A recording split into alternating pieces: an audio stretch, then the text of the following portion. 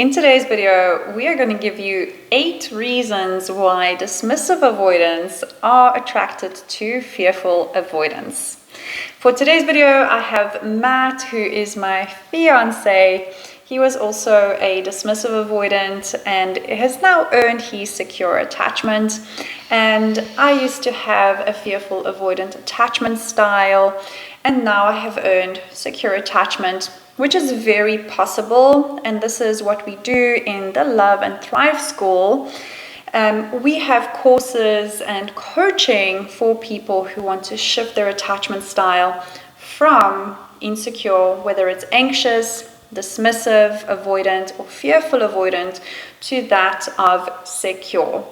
And our motto is that we can shift from surviving to thriving and have lives of love, safety, and freedom. Thank you so much for joining me. Thanks for having me. And I know all of you love having Matt here because he gives you the inside scoop into the dismissive avoidance mind. And most of my clients who come to see me have this pairing of a fearful avoidant and a dismissive avoidant in their relationship. And because we know it so well, not only from our own experience, but also from the work that we have used to become securely attached, and also from me coaching so many various of these clients, I can really have this in-depth perspective into this. And I have exciting news because Matt is now going to be coaching in the Love and Thrive School. But we will tell you about that in a little bit of time. So please stick around, because for today's video, I'm going to be talking, first of all, what creates attraction, and then why dismissive avoidants are attracted to fearful avoidants as it relates to their core wounds, to their traits, and overall personality. All right, so let's begin with first talking about what creates attraction. Now, attraction is something that is very subconscious and is based mostly on 90% of past patterns. So, how our parents or caregivers were towards each other, what we saw on the screen in movies, social media, media in general, and what we have felt from our peers and our siblings. And then we feel those patterns, they get embodied into us as these neuro patterns of belief systems, thinking, feeling, expressing, and behaving in relationships. So to make this sound very, very simple, is that when we are attracted to somebody, it's mostly our body and our subconscious pattern that turn you on or turn you off. And sometimes we don't know why, but we just have a type. And most people who find this content, attachment theory content online, have noticed that there is this pattern that they keep repeating and they want to break.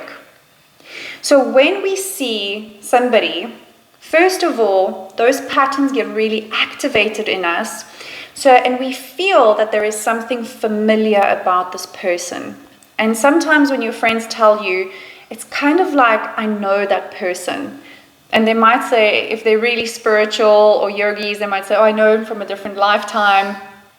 But often what it is that we remember a caregiver, or even a teacher or a coach or a grandparent, whoever was there predominantly in our lives that we found as our attachment figure, whoever that person was and how we bonded to that person, will then be this pattern of attraction. So we find something that is familiar and we immediately like, okay, great, this person is going to treat me very similar. And I have attached those patterns to love. So this is why we sometimes repeat negative patterns, because we have attached patterns, like say, for example, one of your parents was cheating, or they were always absent, or they were angry. And now you have fused those behaviors also with love. So when we go out into the world, we try to pick different, but we're already picking from, you can say our picker is broken because we are picking from those subconscious patterns which we learn how to reprogram in the Love and Thrive School. So we're going to discuss also what traits are attracting us in somebody else. And the traits are something like the qualities that we possess and that we admire within ourselves. So say, for example, if I like to work out and then I look at somebody else and I see that they have discipline and they like to work out and maybe they are further along their journey, then I'm also going to be attracted to that. Or if I say, for example, I'm not great at socializing, and I see the other person is a social butterfly and they are just out there in a social scene. They look so free and so confident. That is a trait that I have buried somewhere deep inside me that I perhaps haven't developed yet. And on some level, I want to bring up, this is called the golden shadow. I want to bring that up to the surface. And I hope that this relationship is going to help me to integrate this part of me. So, like Harville Hendricks talks about, that love is not about feeling happy, but it is about feeling whole. So we will look for partners who have opposite traits to us that we admire, that we want to develop. And of course, they will also have some negative traits that we need to work through, but this is a topic for another video where we will be discussing the shadow aspect. But for today, let's really focus on the gold and the traits and the personality of the fearful avoidant that the dismissive avoidant really appreciates. Take it away, Bib. Well, starting off, I would say the first thing is fearful avoidants tend to be quite independent. And obviously as a DAs like their space, they like their distance. They like their space primarily because they can take the mask off. They can be themselves. They can feel safe in their own environment. They don't have to worry about other people's needs. And an FA is happy to give a DA that space because they appreciate that space too. 100%. Of course, if a FA is leaning a little bit more anxious, a lot of distance can bring out that anxiety. But for the most part, fearful avoidants like to have their independence. They usually have a lot of interests, or they just like to have time alone at home to do their own chores or just chill out. And that is very attractive to the dismissive avoidant, who, unlike anybody else, or unlike people really think, DAs are really people pleasers. They have learned to forgo their own needs. So the way that they get their needs met, they think they have to be completely isolated, and only then can they fulfill their needs and really drop the mask, relax, and their nervous system calms down when they are alone, because their nervous system often sees others as a potential threat, and they usually pose around other people. So when they take that space, they can really recharge, and that's why they really, really need it. So when a fearful avoidant gives them that and pacifies that core wound that the dismissive avoidant doesn't have to face, then of course that is going to be very welcome in the relationship. Yeah, absolutely. Love a bit of space. Number two, we're going on to FAs tend to be quite interesting people. I don't know if you would like to speak about that one.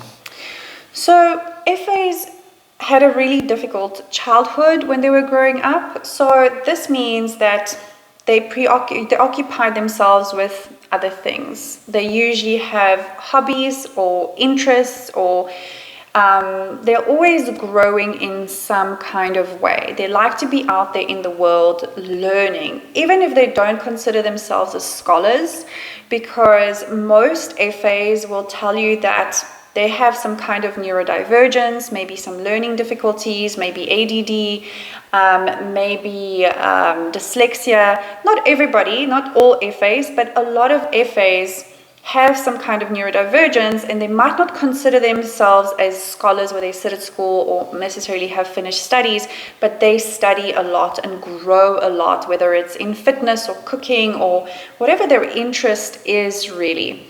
And DAs find that interesting because DAs are very routine based. They can be very stringent in, this is the time I'm doing this is what I'm going to be doing. I mean, there was a time where you could ask me, what are you going to be doing on Monday at 9:30? And I could tell you, I'm going to be doing this because this is what I do every Monday at 9:30.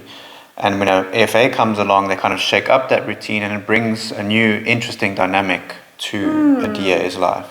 Yeah, spontaneity, which kind of rocks the boat, and it's not always welcome, like with open arms, but there is this intrigue and mystery, and this brings us to the third point as well, which is fun. So number 2 was interesting, number 3 is fun, and DAs... Especially in that height of attraction where DA is like, oh, this person's glorious, and I want to spend time with them, and then they're taking them to new interesting things, and it's like, oh, this is really cool. Exactly. Yeah. Because DAs tend to stay in their comfort zone, so it's really nice that somebody brings up the aliveness within them. And then what you touched on there, which is number 4, is that DAs or FAs tend to be quite driven people, driven towards growth or expansion, and DAs are very similar, so it's a shared trait that they can share together, they can grow together, and they can start to see that potential in the early phases of a relationship, like, oh, this is somebody who's keen to grow, keen to do things, and I'm on board with that. It's interesting. Yeah, and it's so interesting, I think, for most people who are watching this and they are in this pairing, fearful avoidant and dismissive avoidant, it might be so interesting to see that FAs are mostly focused on emotional growth. Not mostly, but a lot of their attention goes to emotional personal development, and like a dismissive avoidant will mostly be focused on intellectual work. So at first they might find this attraction and go like, oh my goodness, we both want to grow, and then they get into a relationship and they realize like, oh, but the growth is a little bit different, and dismissive avoidants are generally quite stoic, and fearful avoidants can be a bit emotional. So this is one of those things that can cause a little bit of friction at the end, but it is something that can be so beautiful, and it also brings wholeness. Wholeness, 100%. It's those traits that we both need to integrate. Not always comfortable, but wholeness is available. We'll talk about that in a future video. We will also talk about why there's friction and what to do about it and what we do about it as well. Number 5, FAs tend to be outgoing, which again goes back to DAs in their comfort zone, get pulled out into a greater social setting, they meet new people, and it kind of shakes up their life for the better, where they can be involved in a new circle of friends, meeting new people, and it, I think, can bring out the best of a DA, even though they would prefer to be at home doing their own thing. They will resist. They will be Just resistant. because that it's attractive, it doesn't mean that they will be like, yeah, we're going out. You know, they most probably can go out with you once a week and they're like, okay, I'm done with this.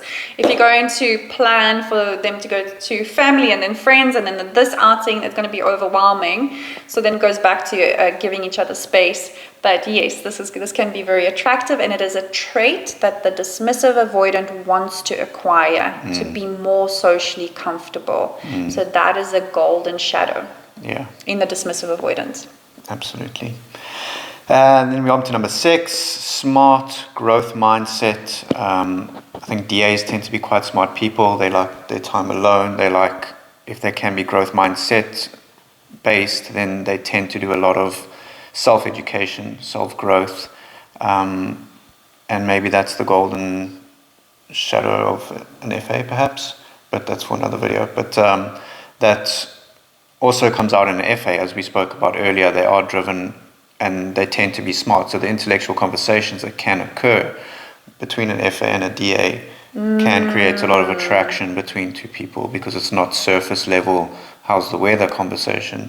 I mean, our first date, we went into a lot of deep conversation. Yes, we did. That was mind-blowing for me. It was beautiful to have that kind of conversation for hours, not mentioning the weather or any small talk the entire first date. Yeah, and I think this is one of the things that I really appreciate. Like, we never run out of things to say to each other after 6 years, and we don't gossip, but mostly talk about ideas and goals and personal development or something that is inspiring to us. So I really things appreciate that we're working that. on, things that I'm working on, things that you're working on. Exactly. Interesting things It's that are really, happening. really cool. Okay, and then our video is going to run out. So we have caring and depth. So caring, do you want to wrap it up?